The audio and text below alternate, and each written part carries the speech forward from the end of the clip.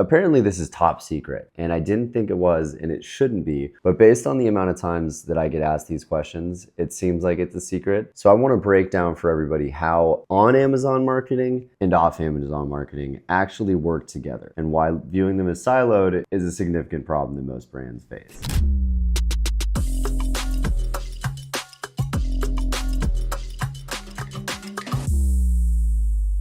So in summary, if you're looking at your off Amazon marketing strategies and your on Amazon performance as completely siloed, this is a rude awakening, but you're wrong. So once again, my name's Sam. I've helped plus 300 brands-ish scale on Amazon. And one thing that I've learned over that time is that there's a lot that we can do within Amazon to improve a brand's performance and drive sales. However, the more the brands do off Amazon has a significant impact in their Amazon performance. There are a number of ways to do this. So this video is to help you figure out if it's applicable and how. So let's say we're starting a new brand, right? I'm gonna break this down in 7 steps to go from 0 to rich, hopefully. But I'll break each step down. Not every step's applicable for every brand, but I want you to learn a little bit about each one. Step 1, get live on Amazon. That seems like the simplest one, but it takes some time. Create a Seller Central account, learn a little bit about it yourself. Even if you're hiring an agency, it's best to learn the nuts and bolts on your own. Get your chops, get live on Amazon. In terms of getting your actual product detail pages live, the way that you build out an Amazon product detail page and an Amazon brand store is a little bit different than building a D2C site. Your branding should be cohesive and consistent. However, there are rules that are specific to Amazon that might not apply to D2C. So my recommendation with getting this live is utilize somebody, whether it's in-house or a consultant or an agency, who knows what they're doing and has a proven track record of building out Amazon product detail pages and brand stores that convert. It's always changing. There are a lot of specific rules. Pay the expert to do it on the front end, because this conversion rate and how it's set up is going to be the baseline for your success once you layer in every other marketing. I don't want to go too deep into this because we don't have that much time, but a couple general examples. Text overlays on your main images just to make sure that people on their mobile phone can read them. Comparisons, make sure you're incorporating A+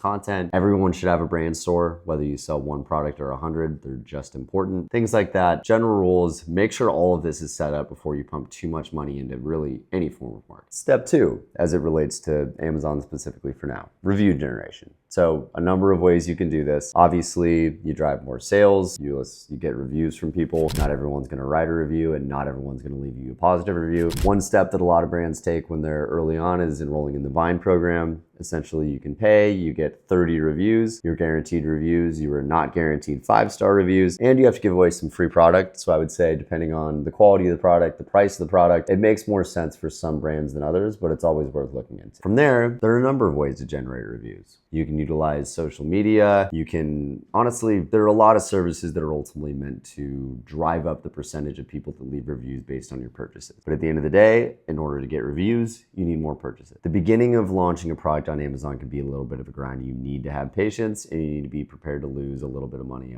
on the front end. In part because it's not worth investing a ton of money to a product that doesn't have very many reviews, because no one's gonna buy it and it's gonna be a big waste. So have some patience or invest in review generation services to get you to a point where it makes sense to invest the dollars, because your conversion rate's gonna go up. When it comes to how many reviews is enough, it's never enough. That being said, use your competitors, right? If you're in the protein space and the average whey protein has 10,000 reviews, 15 reviews probably isn't gonna cut it. If you have a really unique product, not a lot of competition, and the competition doesn't have thousands and thousands of reviews, you can get away with fewer. That being said, the higher review quantity, the better. The higher the review quality, the better. The main difference that I see is the difference between whether it shows 4 and 4.5 stars. The conversion rate is huge. And then my general recommendation in terms of when to roll out PPC advertising is around the 30 review mark. Some people might disagree with me, but as a general rule of thumb, that's the point where we'd see that the advertising is probably worth. Which leads me to my next step, PPC. So when you start investing in PPC, it's mandatory essentially on Amazon. It's technically not, but Amazon has become so pay to play that it has to be the biggest part of your on Amazon marketing strategy, no matter who you are. It's higher intent, it's people looking for your product or your category, and it helps to influence organic rank. So how you tackle PPC really depends on how much you want to invest. If you're investing, let's say $0 to $5,000, my usual recommendation is to try it yourself. Learn it, and then that way when you have an agency or a consultant do it, you at least know enough to call them out on their bullshit. You at least know enough to be dangerous, right? The next option is to do it through a tech partner. Tech partners typically charge either on a percentage of ad spend with a minimum. You can do managed service. I would say that's a middle ground where you're not going to get like white glove care the same way you would with an agency, but it's a little more hands off and you can get it for pretty cheap. Once you're ready to invest more, the number varies, but once you really want to prioritize PPC, your options are either to hire an expert internally or to hire an agency like Trivium. That's really when it makes sense, is when you're ready to scale and ready to prioritize PPC. Another important thing to consider is whether you're selling a product that's in a category that people are super familiar with, or whether you're inventing something new. If you're inventing something new, the benefit is that you don't have a lot of competition because it's a new category, it's a new product. The downside is the search volume isn't there. So if you're creating a truly unique product that people aren't actively looking for, you want to incorporate off Amazon marketing initiatives sooner than somebody that's launching into a competitive space. If I'm launching a supplement, people are already looking for that category and I need to compete with other people for the audience that exists. If I'm an inventor and I'm creating something new, my issue isn't competition, my issue is awareness. So you need to start with educating the public on what your product is and why they might need it. So that's why, while these steps are meant to be in order theoretically, depending on what you're selling, it differs, right? Step number 4, as it relates to the Amazon process, is DSP. And I know I talk about this all the time. DSP is not for everybody, and it's best to layer it in after you have a dialed in PPC strategy. That said, it is really a demand creation tool as well as a demand capture tool. So when you roll it out, it differs from brand to brand. But let's say we're a brand that is doing relatively well on Amazon and spending a good amount of money on PPC. DSP is the next thing to layer in, and that includes bottom funnel things like retargeting, to mid funnel things like competitor conquesting, to top funnel things like lifestyle audiences, streaming TV, billboard ads, and Whole Foods. You can get really creative with the way you do it. You can even run audio ads on podcasts. But DSP is really meant to be layered in after PPC has been run for a while, and the ways that you can use it are bottom funnel, top funnel, mid funnel. I just thoroughly advise you to do it with someone who really knows what they're doing, because there are a lot of ways to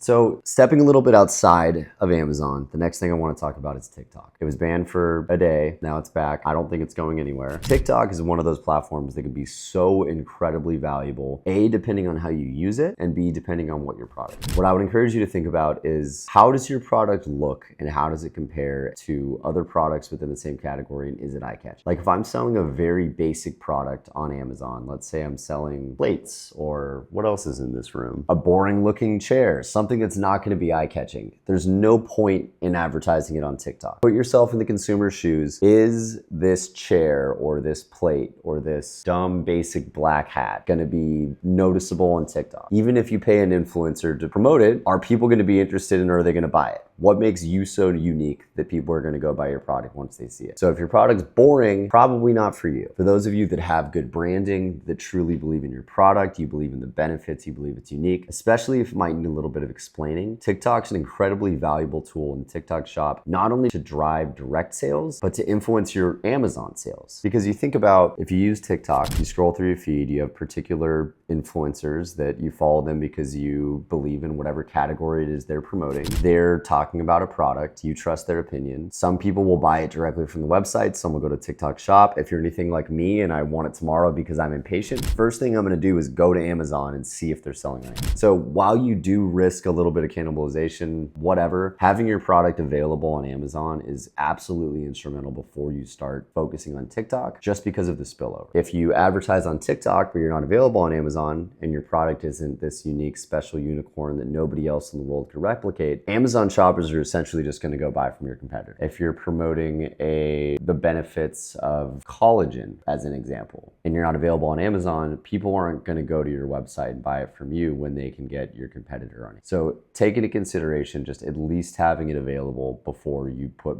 money behind TikTok shop, or you're going to be paying money to just promote your competitor's products. So take that into consideration. The attribution between TikTok shop views and Amazon sales is imperfect. It's always going to be. So this is why I usually encourage you to zoom out. What do your Amazon sales look like before and after you started working with influencers or running paid ads on TikTok? What do your branded searches look like on Amazon before and after running ads or working with influencers on TikTok? These are the metrics you need to look at to determine if it's working. If you're starting to plateau on Amazon, look into TikTok as long as your product fits the general descriptions I've given you. If you have any questions and you just say, hey, Sam, do you think this would work? Reach out to me. There's a link or something, or just through the website or LinkedIn or whatever. Next one's Instagram. So everyone knows about Facebook and Instagram ads, obviously one of the longest running types of advertising there is. What I will say is that in order for that to really be effective, you need the same benefits as you do on TikTok in terms of a noticeable brand, something that people are going to remember and look up. People that, like, I'm a sucker for Instagram ads. The targeting works pretty well,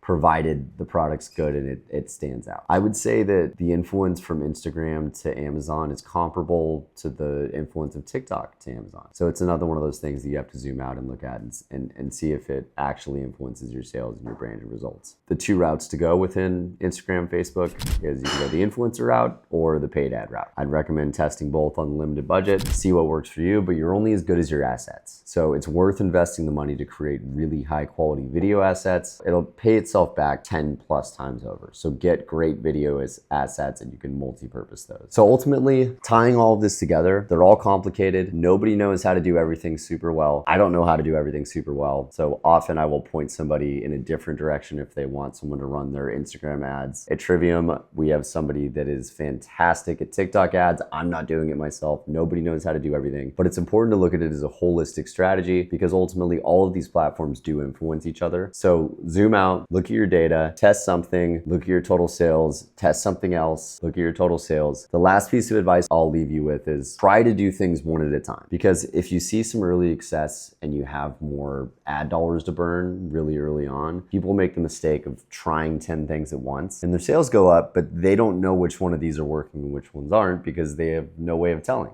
They just know one of them works. So be patient, try things one at a time, get creative, and outsource. Don't be afraid to delegate because nobody knows how to do everything. And I will once again get off my soapbox and leave you with that. Reach out to me, some link below, triviumco.com, Sam Lee on LinkedIn if you have any questions. Happy to advise however I can. Thank you and good night.